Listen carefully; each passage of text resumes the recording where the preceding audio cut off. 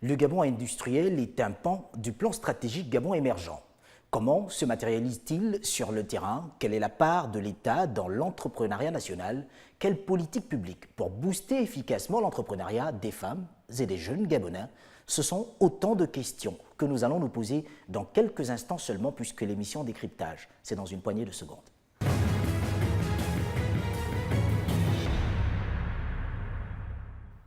Bienvenue à toutes et à tous à cette émission Décryptage. Nous recevons Carmen Dao, qui est ministre de l'Industrie et de l'Entrepreneuriat au Gabon. Madame le ministre, bienvenue dans ce studio de Gabon 24 et surtout dans cette émission Décryptage. Bonjour. Bonjour.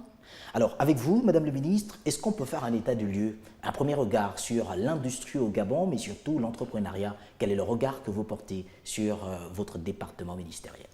Eh bien, je pense qu'il faut déjà regarder le nom de mon ministère. Vous avez le ministère de l'Industrie d'une part et de l'entrepreneuriat national. Nous savons que l'entrepreneuriat national, ce sont les Gabonais, ce sont ceux qui se lancent dans la création d'entreprises. Et le défi, c'est de dire comment on va arriver à industrialiser tout ça. Donc le challenge, il est là. On a des entrepreneurs locaux qui sont là. Comment arriver à avoir des produits manufacturés, des produits qui vont être réalisés en série et pourquoi pas exportés? Parce que c'est ça le développement du tissu industriel. Donc je pense que le regard que nous nous posons, c'est celui-là. C'est comment arriver à booster l'entrepreneuriat national pour qu'il puisse vraiment participer à l'industrialisation du Gabon. Et je suis sûr que vous avez déjà des éléments de réponse, puisqu'on parle d'un pan du plan stratégique Gabon émergent, lorsqu'on parle de l'industrie par exemple. Le plan stratégique Gabon émergent a mis en relief des filières spécifiques qui vont permettre la diversification de l'économie. Puisque comme vous le savez, avec la crise du baril du pétrole, il y a un programme qui a été lancé pour trouver d'autres ressources. Et cette diversification de l'économie passe par l'industrialisation de certaines filières, des filières clés qui sont dictées par le PSGE, comme vous disiez. On peut citer le bois, on peut citer l'agriculture, on peut citer les mines ou encore le pétrole. Donc, comment passer de la forêt au bois? Comment passer de l'agriculture à l'agro-industrie? Comment passer de la mine à la métallurgie? Donc, ce sont les orientations que nous donne la stratégie nationale d'industrialisation. Alors, aujourd'hui, quelle est la stratégie d'industrialisation du Gabon dans son ensemble? Eh bien, c'est d'abord, comme on l'a dit, de se baser sur certains secteurs clés.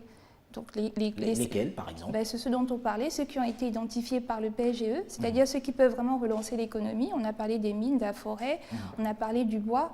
Comment? Par des mesures fortes que le gouvernement prend pour essayer soit de créer des zones spécifiques pour les industriels, comme le cas par exemple de Nkok, ou bien des mesures spécifiques pour protéger, pour accompagner les entrepreneurs locaux, notamment par la protection de nos matières premières ou encore par l'interdiction on va dire, d'importer certains produits finis qu'on peut travailler sur place. En gros, tout ce qui va nous permettre de transformer le maximum de matières premières et de ressources sur place.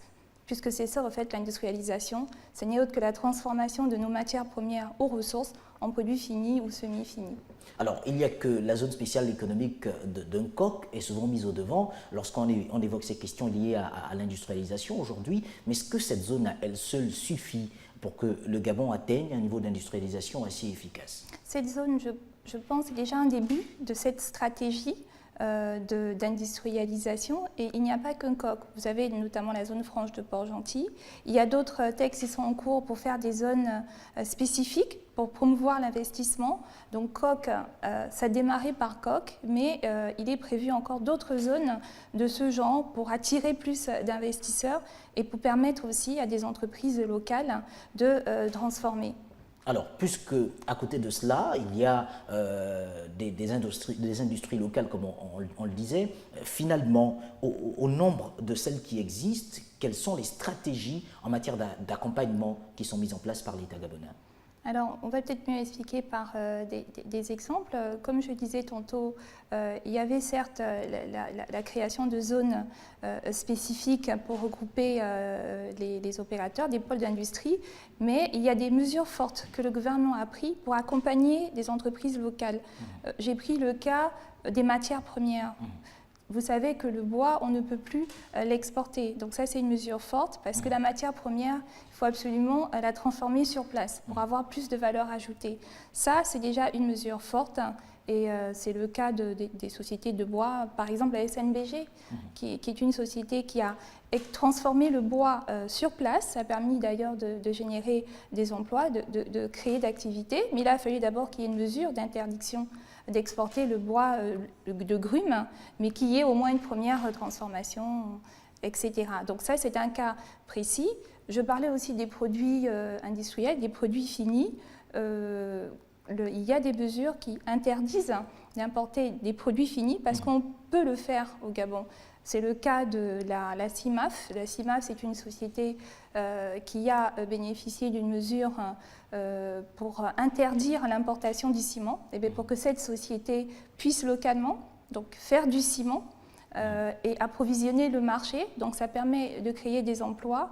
Et aussi, aujourd'hui, ils travaillent à utiliser la matière première locale pour le ciment, notamment le cas du calcaire et du clinker. Ce sont des éléments qui participent à fabriquer le ciment. Aujourd'hui, ils utilisent notre calcaire. Ils sont en train de faire des études parce qu'ils ont signé une convention avec l'État pour faire justement une usine de clinker. Donc ça veut dire que à terme, toute la matière première, elle est valorisée sur place, les produits sont fabriqués sur place et peut-être, pourquoi pas après, nos produits finis maintenant seront exportés vers l'extérieur.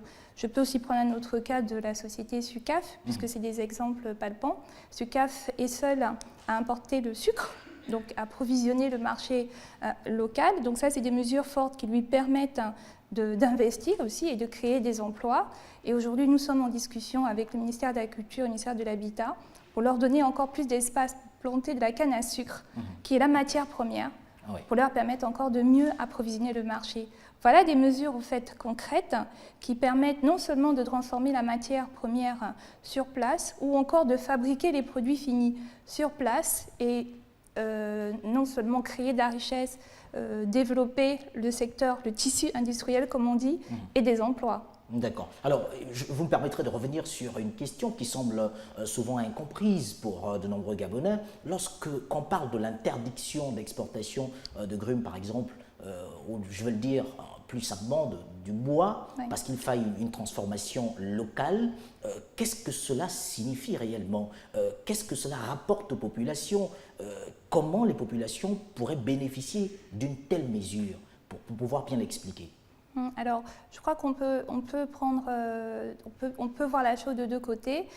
C'est d'abord les emplois que vont générer les structures qui, sur place, vont transformer, puisque si on doit transformer le bois en partie avant de l'exporter, il faut donc que des sociétés viennent sur place.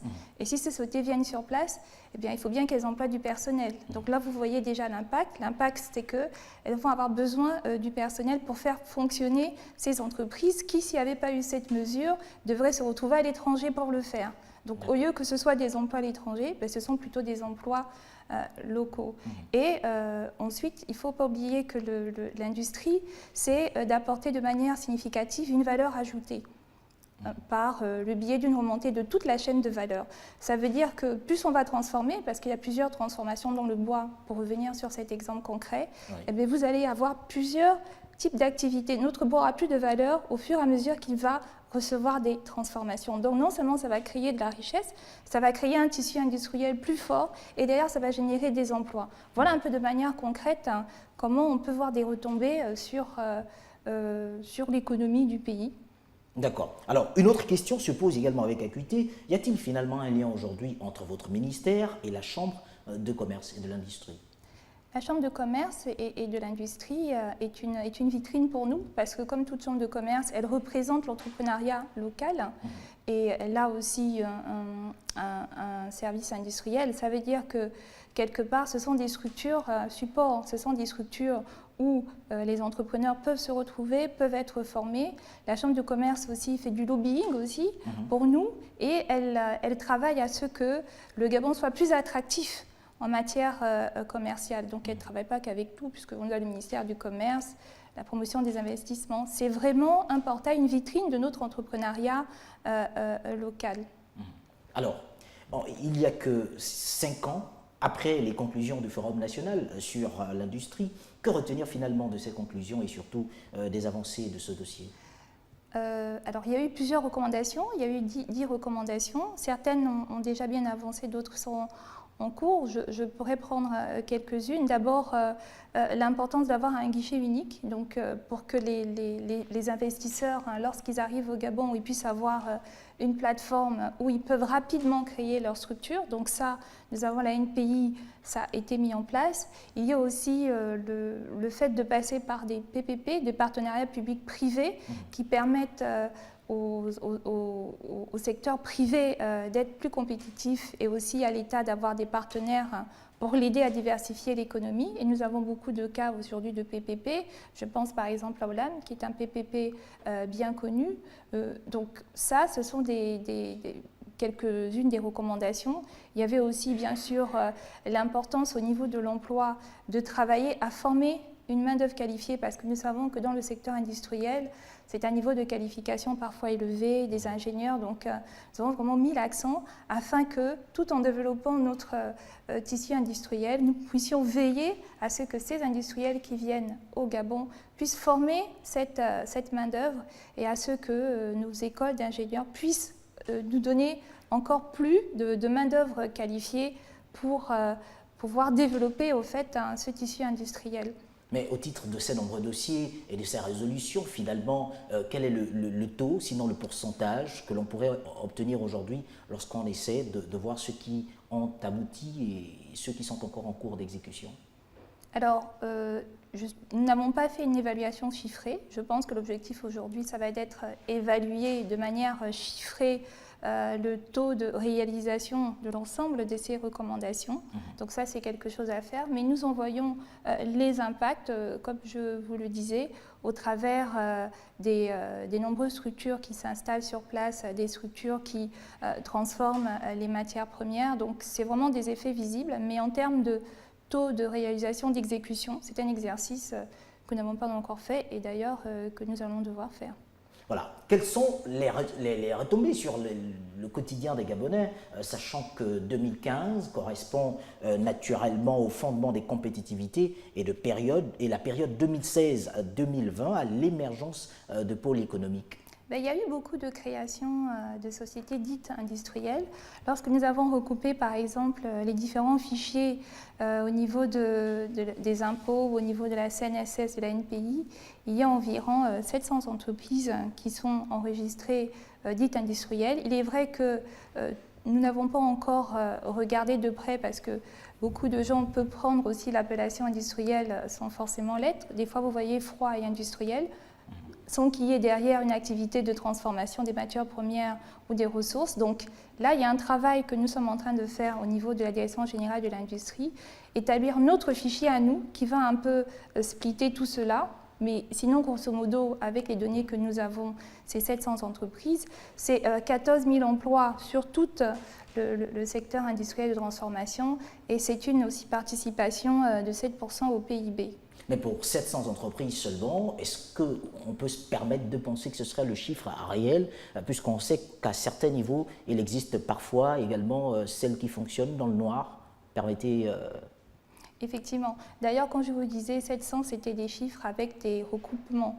Mais derrière, il faut regarder si c'est vraiment une industrie au sens de la loi 22/2016 qui est relative aux activités industrielles. Puisque l'industrie, c'est toute activité économique, enfin l'ensemble des activités économiques qui va concourir à la transformation de nos matières premières ou de nos ressources en produits finis ou semi-finis. Mais outre l'aspect transformation, il y a aussi le reconditionnement de produits finis ou semi-finis. Donc il faut regarder toutes ces entreprises déjà qui sont déclarées, si elles correspondent bien à cette définition. Et il nous faut faire des enquêtes sur le terrain, parce que quand vous parlez de l'informel, eh bien, il n'y a que des contrôles sur le terrain, sur l'ensemble du territoire, qui peut nous dire exactement le fichier réel de ces entreprises. Donc ça encore, ce sont des actions à faire. Nous basons donc sur les données que nous avons, mais ça peut être plus ou moins représentatif. Mais quelles sont les matières les plus représentatives sur le marché de l'industrie aujourd'hui au niveau du Gabon? Alors, ce sont les secteurs les plus industrialisés. on a cité les mines. Donc, ce sont des secteurs qui ont suivi les directives du PSGE, comme je vous disais. Il y a des filières prioritaires. Et bien, ce sont ces filières prioritaires qu'on industrialise d'abord, qu'on cherche à industrialiser. Les mines avec la métallurgie, donc c'est un secteur qui est vraiment très développé, le secteur des mines. On a parlé de l'agriculture. Il n'y a pas en tant que tel de l'agro-industrie. On a juste une société qui s'appelle Olam qui commence déjà à faire de l'huile, des usines d'huile. Il y en a une à Congo et à Mila. Donc ça, c'est très représentatif. On a aussi le secteur du bois qui, lui, est très bien industrialisé. Au niveau d'un coq, la plupart des sociétés sont dans la transformation du bois. Et puis le pétrole aussi, qui est quand même aussi assez industrialisé dans le côté pétrochimie. Donc ce sont des secteurs qui sont plus développés que les autres. Et au stade où on en est, lorsqu'on pense à la diversification de l'économie, par exemple, est-ce que ce secteur de l'industrialisation pourrait permettre au Gabon, à court, moyen ou long terme, de pouvoir sortir de ce que certaines indiscrétions ont appelé un embrigadement, parce que se basant que sur le pétrole pendant de nombreuses années? Eh bien, je pense que l'avenir est prometteur, parce que nous avons quand même obtenu nous avons quand même des bons classements. Je prends l'exemple du bois. Aujourd'hui, quand on regarde la transformation du bois, le Gabon est déjà en tête au niveau de l'Afrique et en bonne place au milieu mondial. Vous voyez que c'est déjà important parce qu'en amont, il y a eu des mesures fortes. D'abord, d'interdire que la matière première soit importée brute. Donc, vous voyez que quand on suit un peu ce qui se passe, avec des mesures fortes, des mesures assez protectionnistes, on peut vraiment appeler plus d'entreprises, au fait, à venir développer ces matières premières au Gabon, en sachant que lorsqu'elles vont venir s'installer au Gabon, ça va non seulement créer des entreprises et aussi promouvoir des emplois. C'est le rôle de la promotion des investissements. Il faut qu'on attire de plus en plus d'investisseurs au Gabon pour venir non seulement développer les matières premières et nous former aussi en même temps. Donc, c'est déjà une ligne qui est donnée et nous sommes en train de continuer sur cette voie-là avec l'agriculture. Vous avez vu tous les efforts déployés en matière d'agriculture. On a déjà une usine à huile, on a exporté de l'huile, autant pour moi, il n'y a pas très longtemps. C'est déjà une première. Donc les retombées sont là. On a assisté à l'étude d'impact de Olam sur le plan économique, sur le plan social. Nous avons vu vraiment les effets. Donc, c'est de très bonnes perspectives, sans compter le secteur minier qui aujourd'hui est en hausse. Vous voyez que quand on recoupe un peu tout cela, ça laisse bien présager que nous sommes vraiment dans la diversification de notre économie et donc partant la création de richesses et donc d'emplois. Et sur le court, le moyen et le long terme, quelles sont les prédilections qui peuvent être faites? Parce qu'on sait quand même qu'aujourd'hui, avec la chute du coût du baril de pétrole, l'Afrique ne s'attend pas aussi rapidement à de beaux jours. Le challenge, à mon avis, il est dans notre entrepreneuriat national. Tout à l'heure, quand je vous disais que l'intitulé même de mon ministère était évocateur, nous avons des entrepreneurs locaux. Et il faut aujourd'hui maintenant aider ces entrepreneurs locaux à manufacturer leurs produits pour les industrialiser.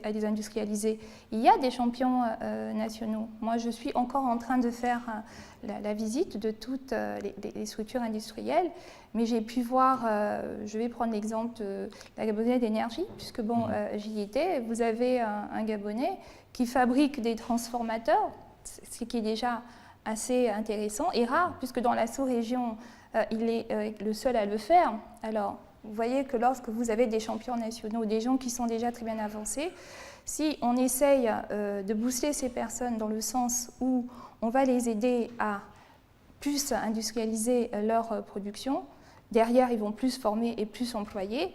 Quand vous le faites avec un, vous le faites avec l'autre, etc., eh bien, vous allez engendrer finalement un boom. Donc je crois qu'aujourd'hui, la stratégie, c'est de chercher vraiment nos champions nationaux, les PME que nous avons déjà, et les booster davantage pour leur permettre de grandir, d'évoluer. Et dans un autre temps, continuer à avoir une politique pour attirer des investisseurs aussi, pour s'installer chez nous, pour développer les matières premières. Donc on a vraiment la jonction de toutes ces politiques-là qui sont en cours, qui vont permettre de vraiment avoir un tissu, je peux dire, industriel fort au niveau du Gabon. Alors, avant que de vous permettre de revenir sur ce que l'on pourrait appeler un bilan pour cette première partie de l'émission Décryptage, je rappelle à vous qui nous preniez de court que nous recevons Carmen Dao, ministre de l'Industrie et de l'Entrepreneuriat au Gabon.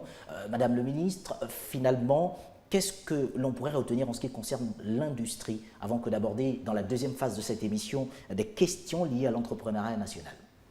Eh bien, j'avais un autre exemple qui me revenait en tête. Tout à l'heure, on parlait des mesures fortes. Vous savez que vous avez aussi l'interdiction d'exporter tout ce qui est rébus ferreux et non ferreux pour qu'ils soient transformés sur place. Parce que ça permet de faire, par exemple, le fer à béton qui est utilisé dans les BTP. Ça encore, c'est une mesure qui permet aux entreprises sur place, non seulement d'avoir la matière première à tout moment dont elles ont besoin, de l'avoir à un prix abordable, et donc d'alimenter ici toute une filière, tous ceux qui collectent ces rébus ferreux et non ferreux, qui vont les emmener à la sidérurgie au niveau par exemple d'un coq, au niveau des aciéries du Gabon ou des sociétés sur place qui recyclent. Et là encore, vous voyez, c'est une mesure qui permet de transformer de matières premières localement et de trouver de l'emploi. Donc ce qu'il faut retenir, c'est que nous sommes, à mon avis, sur une très bonne voie. Donc ça a été une très bonne idée de privilégier certains secteurs et se concentrer sur l'industrialisation de ces filières-là. Et je pense que le plus important maintenant, c'est de booster tout cela et de pouvoir, on espère, avoir un impact encore plus fort sur le quotidien des Gabonais. Merci à vous. Nous vous gardons dans ce plateau puisque nous allons observer une transition. L'émission Décryptage se poursuit pour sa deuxième partie et nous ferons place également à Uriel Abaga de notre rédaction. À tout à l'heure.